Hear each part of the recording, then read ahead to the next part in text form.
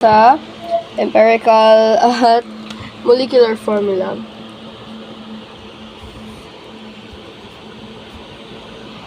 Okay, so empirical formula, siya yung pinaka smallest. So, siya yung pinaka simplest form ng isang chemical formula, habang ang MF, siya yung parang hindi pa simplest form. Meron pa siyang factor.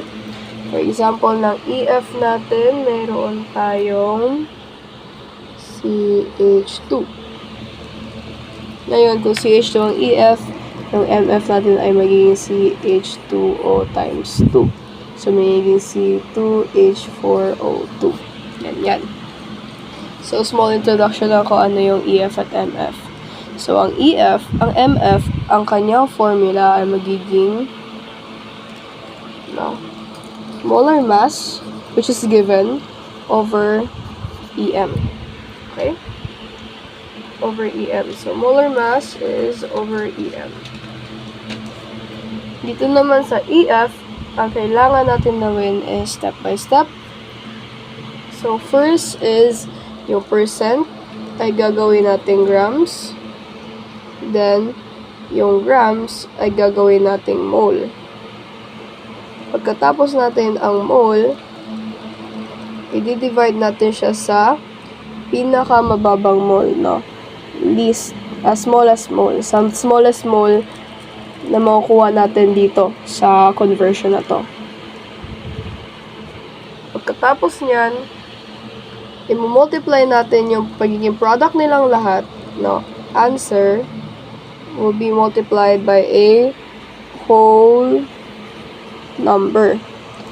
Para pag na-multiply siya sa whole number, makukuha na natin ang ating subscript. Ganyan yung steps.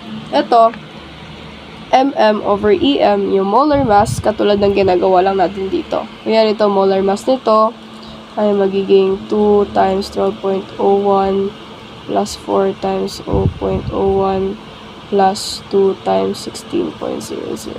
So, ang equal niyan ay molar mass. Okay? So, paano naman kung dito?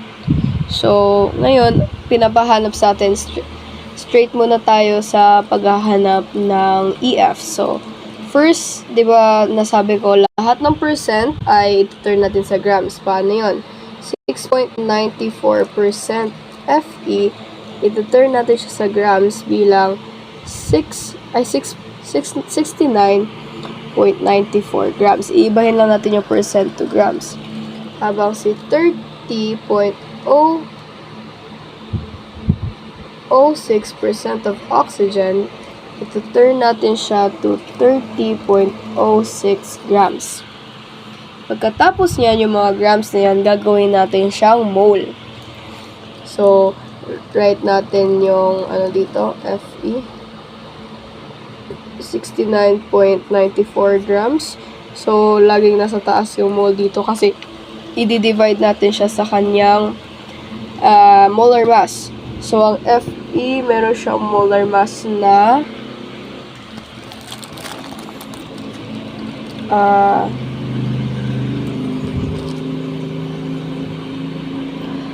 55.845. Pero, kailangan na natin ng 2 decimal places, kaya magiging 55.85 grams. Cancel. Ito ay, ang sagot niya ay magiging, first my calcu, 69.94, 55.85. Disclaimer lang, ang pinakamahirap lang dito sa EF and MF, no, ay yung multiplier talaga pa. So, 1.2522. So, kailangan lang natin ng 4 decimal places. 1, 2, 3, 4. Hindi natin susundan dito. Hindi natin susundan dyan. So, 1, 2, 3, 4. Kailangan lang natin. 1, 2, 3,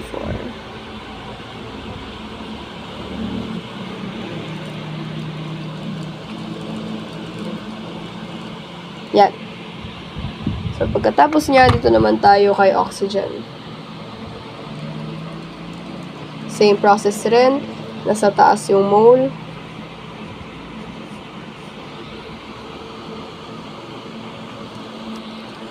So, sa oxygen, meron tayong 6.00 gram.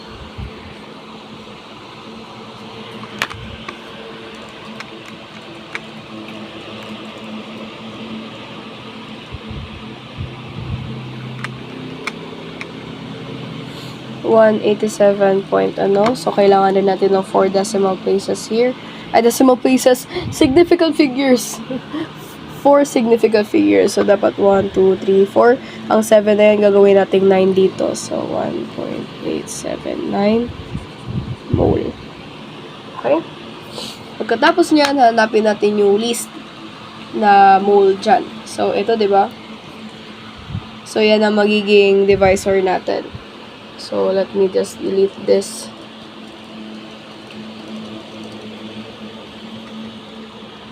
.59.7 ang ating molar mass for MF. So, magtulagyan ko pa. Dapat babaan ko konti kasi trial and error tayo. So, sa FE, magiging 1.252 mole over 1.252 mole. So, magiging 1 na lang yan. Habang sa O, meron tayo 1.879 over 1.252 mole. So, 1.879, 1.252.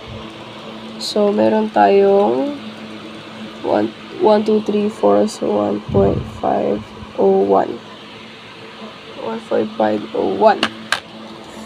Okay? So, pagtapos niya, trial and error pagtapos niya, mag-trial and error na tayo. So, yan muna ang ginawa natin. We multiplied them sa pinakamaliit dito na nakuha nating answer. Yan. Okay, so, gawin na natin yung trial and error na sinasabi ko. So, paano yung trial and error? Napakahirap na process. So, dito tayo magkakuha. So, 1.5001 times 1. Hindi pa natin yan. Hindi pa siya, dapat, ang hahanapin natin, ito, dapat, we make it as close as possible na maging whole number. So, by doing that, we multiply it by an integer. Times 2. Malapit ba? 3.002, hindi siya malapit. So, times 2 siya, magiging 3.002. Paano naman kung times 3? So, 1.51 times 3. Magiging 4.503. Paano naman kung times 4? So, magiging 6.004. Paano naman kung times 5? Times 5, 7.505. Okay. Paano naman kung times 6? Meron tayong 9.006. Paano naman times 7? Meron tayong 10.507. No? So, at paano naman kung times 8? Meron tayong 12.008 hanggang 10. Try natin hanggang 10. Hanggang 9. 13.509 at hanggang 10. Uy, 15.01. So, saan dyan ang pinakamalapit? Okay? So, ipag-compare natin silang lahat.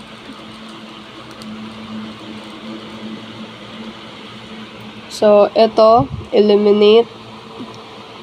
Kasi pag 5, ibig sabihin, malapit siya sa taas, malapit siya sa baba. Ito, eliminate natin yan. Yan. So, ito masyado na malayo. Si 12. Si 4, okay, malapit pa. Si 906, malapit. So, yan yung tatlong options natin. That's our 3 options. So, dito, pag finish kasi ito magiging 1501. So, magiging 15. So, dalawa sila 15. Ay, magiging 10. Tapos ito magiging 15. Diba? For example, itong kinuha natin. Kasi pwede rin na, ito. Eliminate na natin to kasi mas malapit yung dalawang to. Either sa dalawang yan na pagpipilian natin. Either kay 3.002 or 15.001. So, pili tayo. So, ito, pag tinimes natin siya sa 10, magiging 15. Ito naman, pag tinimes natin siya sa 10, magiging 10. Pero, meron pa silang factor. Ang factor nila ay 5. Kaya magiging 2, ito ay magiging 3. Pero pag 3.002 ang ginamit natin, tingnan mo. Pag tinimes natin siya kay 2, magiging 3 siya, di ba? Suppose magiging 3. At ito naman, pag tinimes natin siya sa 2, magiging 2. Okay? So, parehas lang sila. No? Tipong ito mas malaki lang. Malaki pa siya. Ito maliit na. So, they're the same. So, pagkatapos niyan, no, yan. Kailangan maggawa kayo na trial and error. Always, lagi nyong i-compare lahat. No? Dapat pinakamaliit dito. Pinakamaliit yung kunin nyo. So, pagkatapos niyan, susulat natin to as subscript. So, FE2 at O3. So, that is our empirical formula. Ang ating molecular formula. So, gagamitin natin yung kanina nakuha natin. So, 2 times, ilan ngayon? 55.85 grams plus 3. Ba't may X pa dyan? 6.00 grams. Equal natin yan sa 3 times 16.00. So, magiging 159.7. Ala! So, ito yung ating empirical mass. So, 159.7 grams per molecule, which is yung mm over 159.7 grams per molecule na EM. So, magiging 1. O, diba? Grabe pa ang haba pa ng process natin. Pares lang naman. Bakit? Fe and O. Fe is a metal, while O is a non-metal. So, they are ionic. Ionic siya. Ibig sabihin yung compound na to ionic. At pag sinasabi sa ionic is always empirical. Pag sabing empirical, hindi na talaga, wala na talaga siyang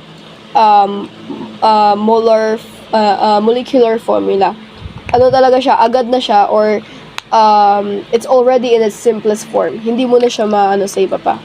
Okay? But, however, kaya tayo magkuha ng E, F, tapos MF. So, sa EF, so multiplier, just trial and error hanggang 10.